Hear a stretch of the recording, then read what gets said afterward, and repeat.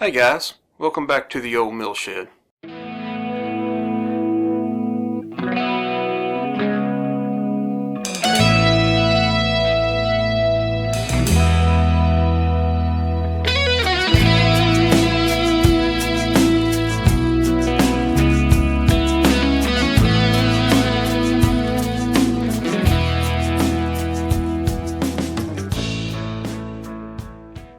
Today, as we're starting to wrap up our series on chainsaw maintenance, we're covering on how to maintain your chainsaw's guide bar. So today's video doesn't really matter if you're running a Stihl, Husqvarna, Echo, a gas chainsaw, electric chainsaw, even a pole saw.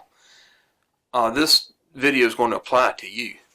So today we're going to cover how to clean the groove, how to tell when the bar is worn out and needs to be replaced, how to tell when your groove has worn too wide, how to fix it, how to trim or dress the bar, how to lubricate the nose sprocket, when to flip the bar, and why we flip the bar. So inside of this groove right here, that's where your chain rides, that's where your drive links go down into and slides along when you're cutting. And the way you clean this out is you can get a chain groove cleaner. Now mine happens to be on the gauge where I file my drags, or you can use a little screwdriver. And what you want to do is start from the sprocket and just drag it back. I know you can hear all that hitting the floor. That's some of it right there. Do it a couple times. And if you don't have that, like I said, just use your little screwdriver. Just get that as clean as you can. Look down in there and make sure you're getting it all out.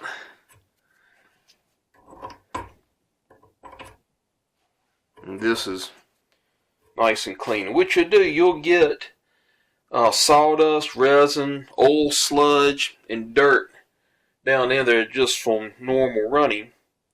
And you don't want it down in there. It'll wear your drive links out faster, and it'll wear your bar out faster. So every time you sharpen your chain, you should be cleaning that groove out. Now before we go any further on this bar, we want to make sure that our groove depth is not worn out. So most of your chains, your 325 pitch, your 3/8 pitch, and your 404 pitch are engineered for this groove to be between 250 thousandths and 350 thousandths deep. So to check this, we're going to take our depth gauge. And I would use the one on my calipers, but it's just a little bit too thick, so I'm using this one. Make sure it's in the bottom. Push your set screw down. And we're at 280 thousandths, so we still have a little bit of wear left in this bar. Now that being said, if this bar gets down below the 250 thousandths, but when you put your chain on it like this, and you look down here, and the bottom of that link is still riding on that bar, you can still use it. Just know that you're getting close to the end of the life of this bar. Now if you look down here and that link, all these links are riding up out of it like that, and that's sitting down on the bar, that bar is wore out and it's not safe to use and should be replaced. Also, if the groove is okay, but you're looking at your sprocket and your sprocket is missing teeth, or these rivets are loose, or this sprocket is really loose in the nose of this bar would also be unsafe to run. Now a lot of your bigger bars will have a replaceable nose sprocket. So if you have a lot of wear left in your bar here, and this sprocket's wore out, you can just replace the nose. There'll be a rivet you can grind out or drill out, put a new one in, swage a new rivet into it, and you're good to go. But if, say, this bar is 5 thousandths for being worn out, or your chain is starting to get close to where it would ride up out of the bar, and the nose sprocket needs to be replaced, it's probably better just to go ahead and buy a whole new bar. So the next thing we want to do is we want to start looking at the rail wear. Now, I can feel a burr on each side of this bar, so we know we have wear here. And there's several ways you can check to make sure one rail is not worn more than the other.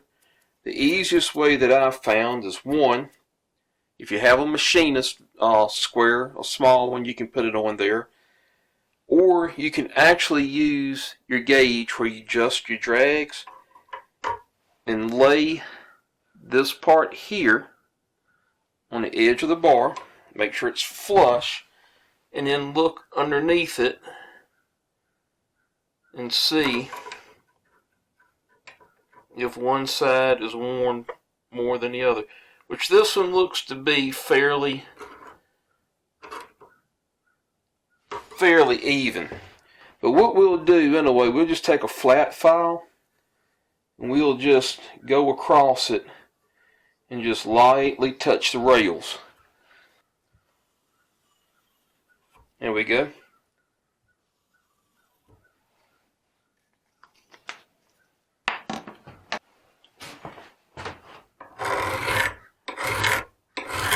And we're not grinding this bar down.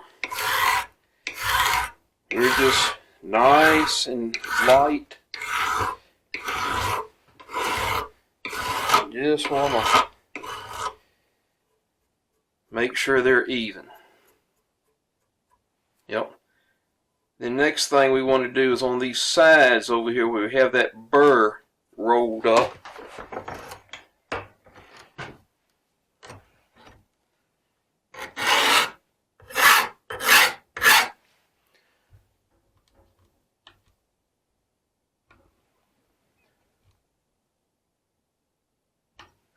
Just going to take it and knock that burr off the edge.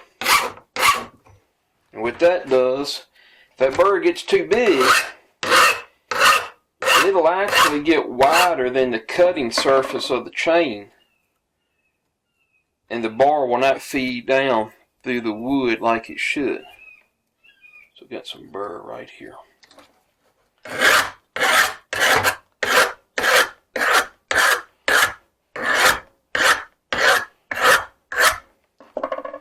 Be careful, you don't want to get a splinter in your finger, sliver in your finger.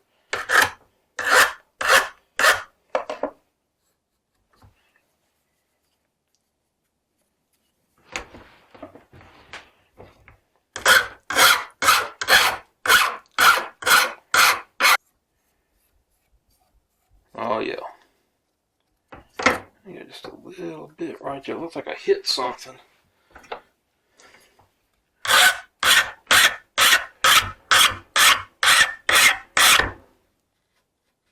There we go. That's nice and smooth all the way around. Just file the bar, the rails on this side. There we go. Alright. So at this point, our rails are the same height and there's no burr on the sides. After you have got your rails to where they're flat, equal to each other, and there's no burrs on the outside, you want to take your chain, and I just have this one looped around the vise for this purpose, for video purposes. See how this chain flops around a lot in this groove? This groove has become worn and is too wide. Now to close this groove, you can take it and put it in your vise.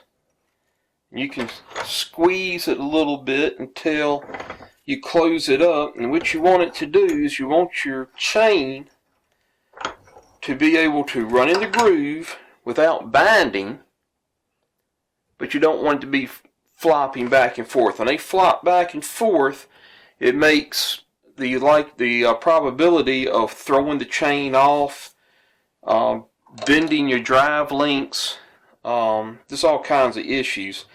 So you want it to be tight enough that the chain will flow freely, or run freely, but not so tight that it will bind.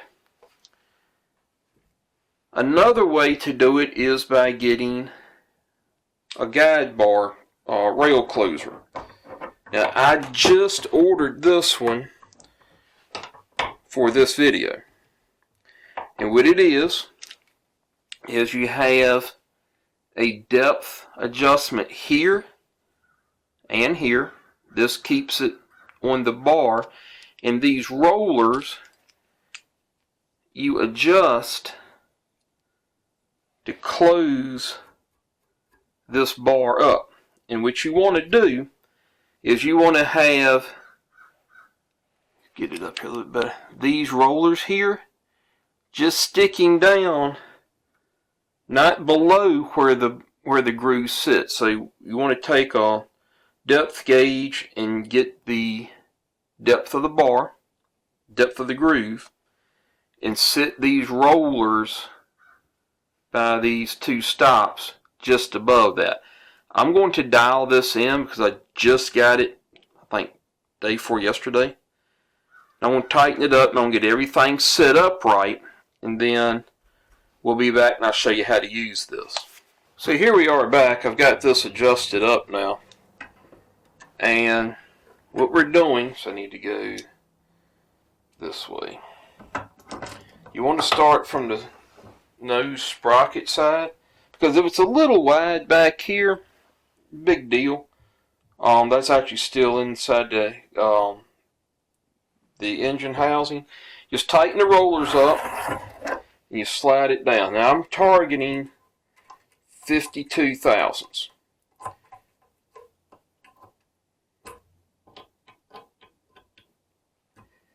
Yeah, I'm still very loose here in the middle. So let's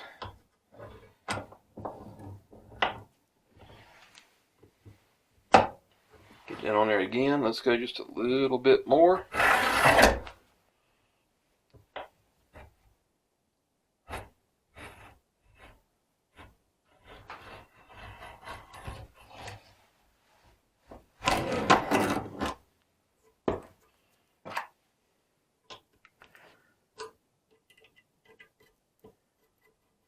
Oh yeah, there we go.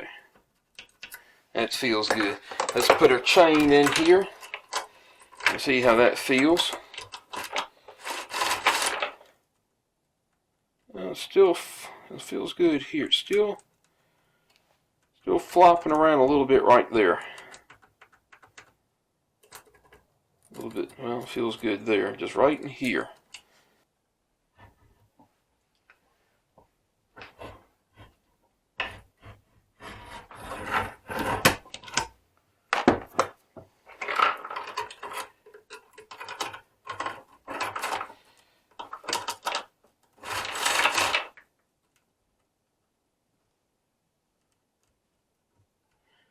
Oh yeah.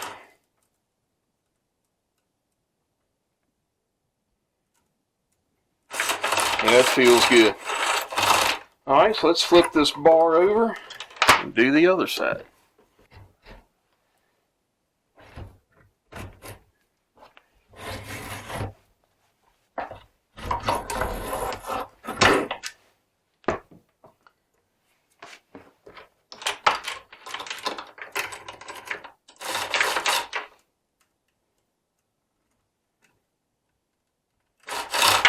There we go. Chain doesn't flop around anymore, and it still moves freely. So now that we've got our bar level, we've got the groove clean, and we've got it trimmed down to the right width inside the groove, the next thing we want to do is we want to lubricate the nose sprocket. Now you should do this every time you fill up the oil tank and the gas. And the way that I keep my saws adjusted is that when the gas tank runs dry, I got just a little bit of oil left in the reservoir, so this is never running dry. And then when I fill up with gas and oil, I just put a little bit of grease in this sprocket. And what you have is a little hole right here. A little hole right here. Now, not all bars have that. If you have a bar that is that way, it is designed for the oil to be carried down the groove and to lubricate the nose sprocket that way. But most of your higher end saws, especially your higher end bars like Forester, I can't think of other brands. Forester is just the one that I run. Oregon, they're the same way. But you have a grease gun here that has a tip that's specifically made for this. You just put it down against a solid surface and just put 3 or 4 squirts in each side. You see it coming out of the side right there, and actually came out of that hole on that side too, and just rotate it around a little bit, make sure that grease gets all over it. Feels good. Let's put a couple more shots in there while we're here. It is literally impossible to over-grease these. There we go. And what will happen if you don't grease these, they can get overheated.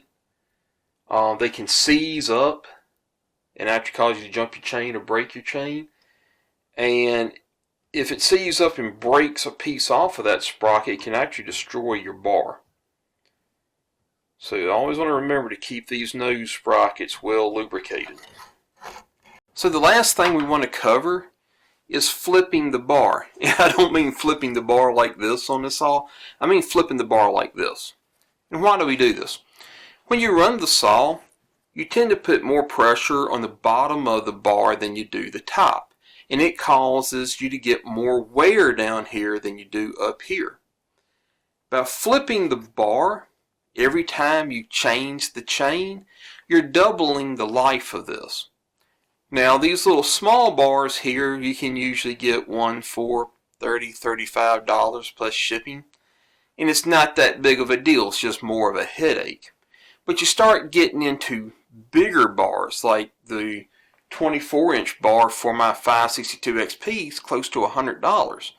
The one for my 3120, that 5-foot bar, you're looking at $200 for that bar. Just the bar, not the chain. So it can get pretty expensive, so you really want to get as much wear, as much life out of that bar as you can. The easiest way to do that, after what I've just showed you, keeping it clean, keeping it greased, is just every time you change the chain, flip your bar. Okay guys, so that's the video. I hope you enjoyed it. I hope you found it helpful. If you did, please give me a thumbs up, subscribe, and hit that notification bell. It really helps a lot. We'll see you here next time under the shed.